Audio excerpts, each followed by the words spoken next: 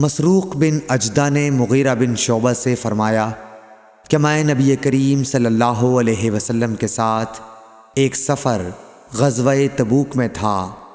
آپ نے ایک موقع پر فرمایا، مغیرہ پانی کی چھاگل اٹھا لے۔ میں نے اسے اٹھا لیا۔ پھر رسول اللہ صلی اللہ علیہ وسلم چلے اور میری نظروں سے چھپ گئے۔ آپ نے قضائے حاجت کی۔ اس وقت آپ شامی جبہ پہنے ہوئے تھے۔ آپ ہاتھ کھولنے کے لیے آستین اوپر چڑھانی چاہتے تھے، لیکن وہ تنگ تھی، اس لیے آستین کے اندر سے ہاتھ باہر نکالا۔ میں نے آپ کے ہاتھوں پر پانی ڈالا۔ آپ صلی اللہ علیہ وسلم نے نماز کے وضو کی طرح وضو کیا اور اپنے خفین پر مسح کیا، پھر نماز پڑھی۔ صحیح بخاری حدیث نمبر 363۔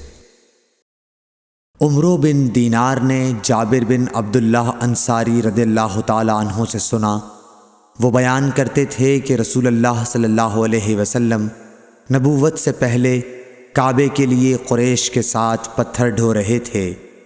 اس وقت آپ تہبند باندھے ہوئے تھے۔ آپ صلی اللہ علیہ وسلم کے چچا عباس نے کہا کہ بھتیجے کیوں نہیں تم تہبند کھول لیتے اور اسے پتھر کے نیچے اپنے کاندھے پر رکھ لیتے تاکہ تم پر آسانی ہو جائے۔ حضرت جابر نے کہا کہ آپ صلی اللہ علیہ وسلم نے تہبند کھول لیا اور کاندھے پر رکھ لیا۔ اسی وقت غشی کھا کر گر پڑے۔ اس کے بعد آپ صلی اللہ علیہ وسلم کبھی ننگے نہیں دیکھے گئے۔ صحیح بخاری حدیث نمبر 364۔ حضرت ابو ہریرہ رضی اللہ تعالی عنہ نے فرمایا کہ ایک شخص نبی صلی اللہ علیہ وسلم کے سامنے کھڑا ہوا اور اس نے صرف ایک کپڑا پہن کر نماز پڑھنے کے بارے میں سوال کیا۔ آپ صلی اللہ علیہ وسلم نے فرمایا کہ کیا تم سبھی لوگوں کے پاس 2 کپڑے ہو سکتے ہیں؟ پھر یہی مسئلہ حضرت عمر رضی اللہ تعالی عنہ سے ایک شخص نے پوچھا تو انہوں نے کہا، جب اللہ تعالیٰ نے ہمیں فراغت دی ہے تو تم بھی فراغت کے ساتھ رہو۔ آدمی کو چاہیے کہ نماز میں اپنے کپڑے اکٹھا کر لے۔ کوئی آدمی تہبند اور چادر میں نماز پڑھے، کوئی تہبند اور قمیص، کوئی تہبند اور قبا میں، کوئی پاجامہ اور چادر میں، کوئی پاجامہ اور قمیص میں، کوئی پاجامہ اور قبا میں، کوئی جانگھیا اور قبا میں، کوئی جانگھیا اور قمیص میں نماز پڑھے۔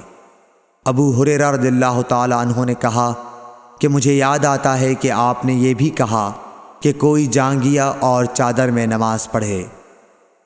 صحیح بخاری حدیث نمبر 365۔ ابن عمر رضی اللہ تعالی عنہ نے فرمایا کہ رسول اللہ صلی اللہ علیہ وسلم سے ایک آدمی نے پوچھا کہ احرام باندھنے والے کو کیا پہننا چاہیے؟ تو آپ نے فرمایا کہ نہ قمیص پہنے، نہ پاجامہ، نہ باران کوٹ، اور نہ ایسا کپڑا جس میں زعفران لگا ہوا ہو، اور نہ ورس لگا ہوا کپڑا۔ پھر اگر کسی شخص کو جوتیاں نہ ملیں جن میں پاؤں کھلا رہتا ہو، وہ موزے کاٹ کر پہن لے تاکہ وہ ٹخنوں سے نیچے ہو جائیں۔ اور ابن ابی ذئب نے اس حدیث کو نافع سے بھی روایت کیا۔ انہوں نے ایسا ہی حضرت صلی اللہ علیہ وسلم سے بھی روایت کیا ہے۔ صحیح بخاری حدیث نمبر 366۔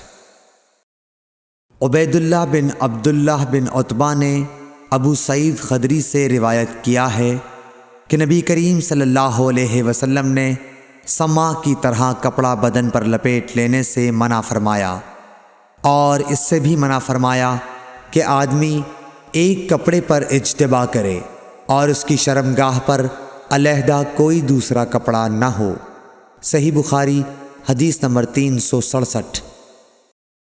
اعرج ابو ہریرہ رضی اللہ تعالی عنہ سے نقل کرتے ہیں کہ نبی کریم صلی اللہ علیہ وسلم نے 2 طرح کی بیع و فروخت سے منع فرمایا، ایک تو چھونے کی بیع سے، دوسرے پھینکنے کی بیع سے، اور اشتعمال السما سے جس کا بیان اوپر گزرا، اور ایک کپڑے میں گوٹ مار کر بیٹھنے سے۔